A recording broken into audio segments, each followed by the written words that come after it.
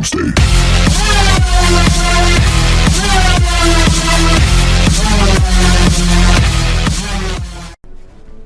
Hey guys, Finger Blaster, And Dairid here. and this is another Team Devious Gaming free-to-play review. Today, the review is Renaissance Heroes.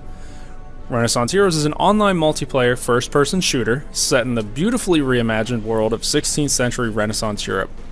The game combines fast-paced arena, adrenaline-pumping action coupled with easy accessibility and a completely free-to-play environment. I swear, those about the game spiels always sound like a 5th grade paper trying to up their word count. Yeah, no shit. But it's pretty apt. It's got very stylized graphics. Again, 16th century Renaissance Europe, that subgenre of shooter games. And very relevant. yes, it's very relevant. And the system requirements, to touch on those, are just dirt cheap. Windows XP, a single core 3 gig, because those still exist. 1 gigabyte of memory. I don't even think they sell 1 gig cards anymore. And a GeForce 6600 GT 128 megabytes. And 6 gigabytes free, and broadband. So everyone can play this game. Yeah, like if you got that shitty laptop that you use for writing papers for school, fuck it, put this game on it. Yeah, I think I could pee on my video card and still run this game.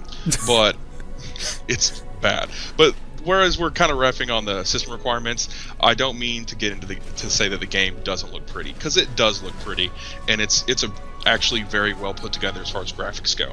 They definitely went for style over photorealism, and I think that definitely paid off, because it looks pretty. You wouldn't expect that a dinosaur computer could run it, but it can. Definitely. The overall feel to the game that I had was that it's really smooth, as it should be. It's definitely a very arcade style play, where you're not really trying to be that tactful. You're trying to jump around and just shoot people in the face and just honestly just unload the gun.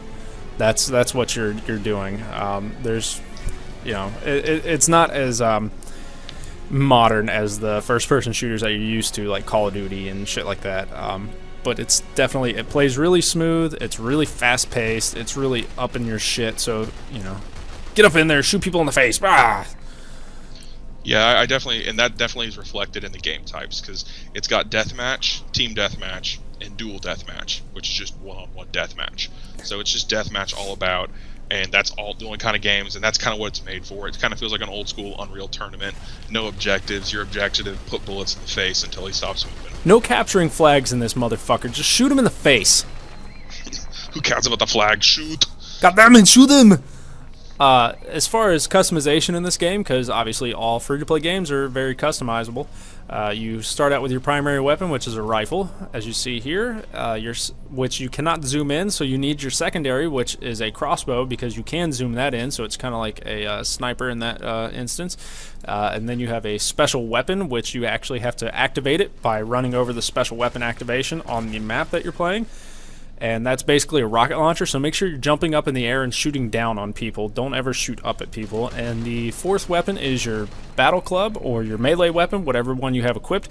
And to equip that, you just hit shift, and shift is also your sprint. So once you hit shift, you have your battle club out, and all you do is run around. You have to actually physically switch back to your weapon that you want to use, or you can left click for melee. You can right click to lob your grenade. That is the only time you can grenade, and if you hit them with a direct impact on the grenade, it is an automatic kill.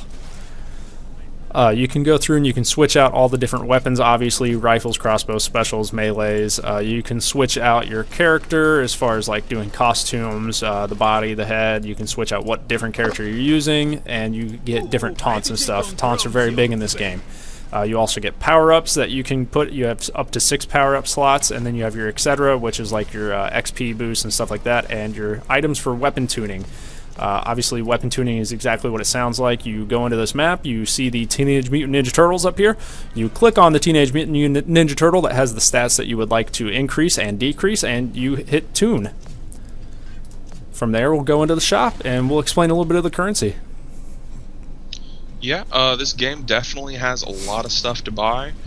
There's a lot of cosmetic items, there's a lot of useful items, and the overall pattern for this seems to be that In-game currency is really only used for temporary stuff, and in order to permanently unlock anything you want, you got to use the money currency, the currency you get from spending actual cash on it. Well, there's a couple things you can unlock permanently with your in-game currency without actually buying, but it's few and far between. But for the most part, it's if you want something, you're gonna need to buy it. Yeah, and I mean, so far in the games we played, I haven't seen too many people with, that looks like they spent a whole bunch of money and just dominating everyone. But I do feel that there's probably definitely an edge for being able to buy these things outright. So it is technically a pay-to-win game, but there aren't a lot of people that are paying. But then again, it is still a very new game. Yeah, and I could see them changing up the currency setup. I mean, that wouldn't surprise me in the slightest. Definitely. So to wrap it up, in my final review, it is a fun-to-play game, but it's not a game that you're going to get hours of playtime out of. Okay, well, let me take that back. You'll get hours of playtime. You're not going to get days of playtime. It is not that kind of game. You're not going to sit down at your computer for 5-6 hour shifts and just hardcore shoot people in face for 6-7 hours and 5 hours and just no. It gets boring because it's very much the same exact gameplay. And there's only a couple maps, which again, it's new. They'll be adding more shit. There'll be more shit to do. You'll be able to level up, get different stuff here and there. So, as of right now, I give it a meh. Yeah, I kind of agree with that review for the most part. It feels like an old school kickback game to, Quake and Unreal Tournament and stuff like that. So it's kind of fun to play, but I don't see myself wanting to progress in it and wanting to play more like I do in like a Modern Warfare or Battlefield 3 or any of those kinds of games. Where you really get that drive to keep working to unlock and get new stuff. Yeah, I don't get that drive from the game, so it doesn't make me want to keep playing and keep playing and keep playing. But it's not a bad game. It's very smooth. It's fun, but it's fun for me personally. It's fun for maybe half an hour, and then I'm down for something else. And like we played this for about an hour, and then we're like, fuck it, let's play some Hawking. Yeah, to me it gets boring, but I know a lot of people love these kind of games, and if you hear Unreal Tournament and your ears perk up, you're like, oh, I loved that game, you might want to give this one a shot. It plays a lot like that. Less weapons, of course, though. Honestly, I think everyone should go ahead and just give it a shot and try it and see if they like it, because it is free game, and it's actually good enough that I would recommend downloading it and trying it, because it's gonna depend on personal preference. Yeah, I'll go with that. So definitely not for us, but not a bad game. Yeah, download it, try it, check it out, and make sure you like, comment, subscribe, and we'll see you guys later. Later. Peace. Hey everybody, this is Finger Blaster. And this is Dairid. And this is a Team Devious Gaming free-to-play game review. Today we're reviewing Hawking. Hawking is a free-to-play online multiplayer mech-based first-person shooter that puts you in the pilot seat of a giant robotic war machine. Fuck, there's a lot to say.